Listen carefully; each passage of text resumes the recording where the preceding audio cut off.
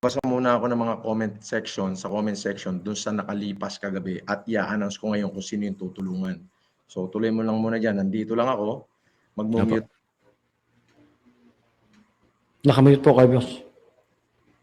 Mag-mute lang ako. Lakihan mo yung mukha mo. Litan mo ako. Nandito lang ako. Magbabasa ako dun sa mga tutulungan. Yung mga nag-comment sa YouTube natin. Alam nyo, pasensya na po kayo. Sobrang busy ko. Grabe.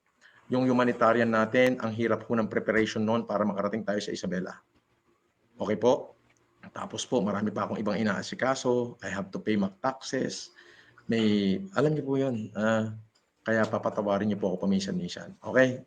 Kaya kung minsan, saglit na lang ako nakakapagbasa, ayun ay dala ho ng pagod.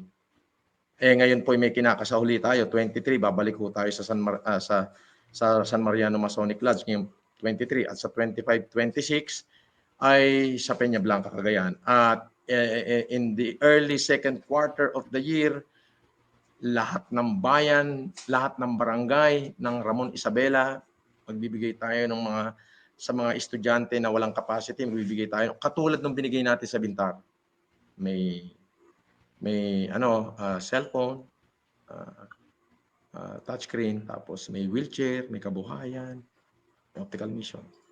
So, ang preparation po kasi nito ay napakahirap po.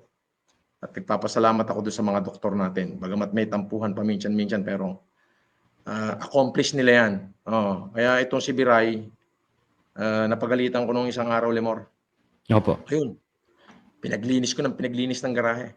Anyway, ikaw muna, Lemor, at babasahin ko naman yung humihingi ng tulong sa atin dito sa comment section. Hindi sa comment section. Doon sa comment section kahapon. Okay, yes. Baka may nagpo-comment doon. Alright, litan mo muna ako. Mag-mute lang ako. Okay, boss. At nakikita ko naman lahat yan.